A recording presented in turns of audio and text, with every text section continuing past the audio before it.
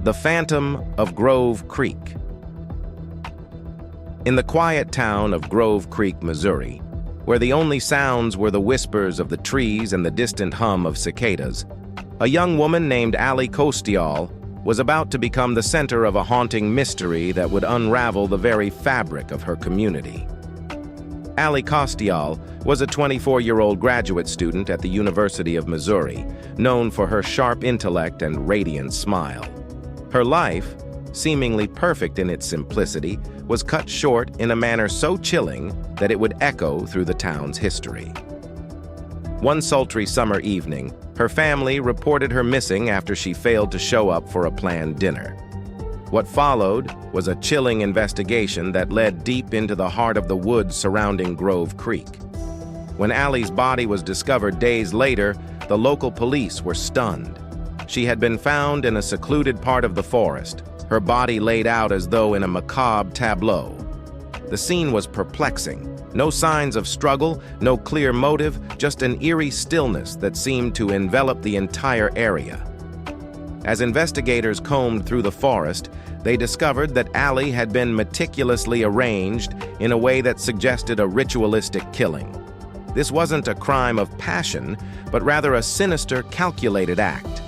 The media, drawn by the macabre details, descended upon Grove Creek, amplifying the town's sense of dread.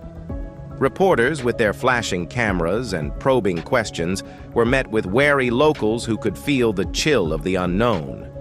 The documentary, The Phantom of Grove Creek, was soon born from this storm of media frenzy and local fear, promising to delve into the dark underbelly of this seemingly peaceful town.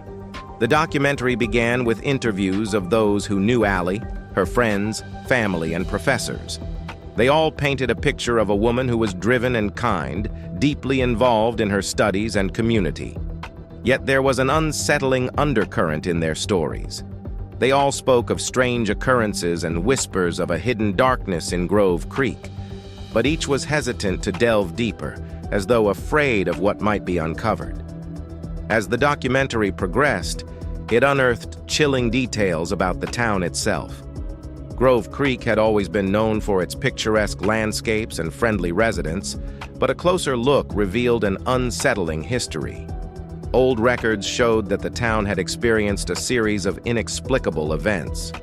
Animals found mutilated in the woods, inexplicable disappearances, and even sightings of mysterious figures in the shadows.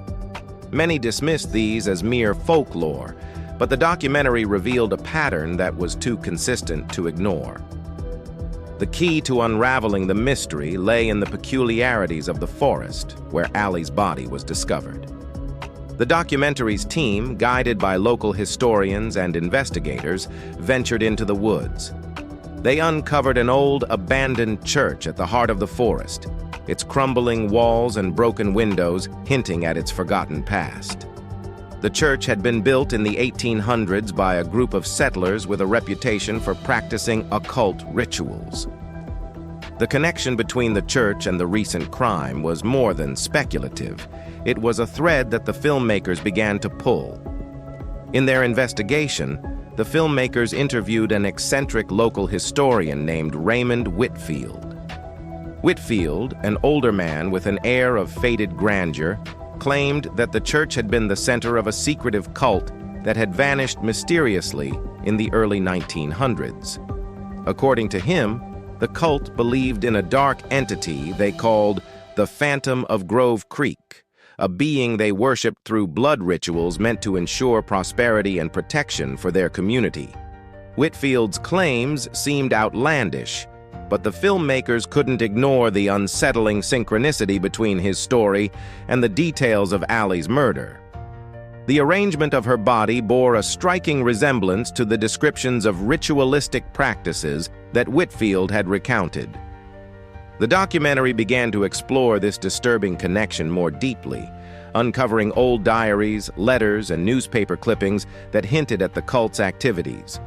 The film took a chilling turn when it revealed a series of diary entries from a local woman who had lived through the cult's era.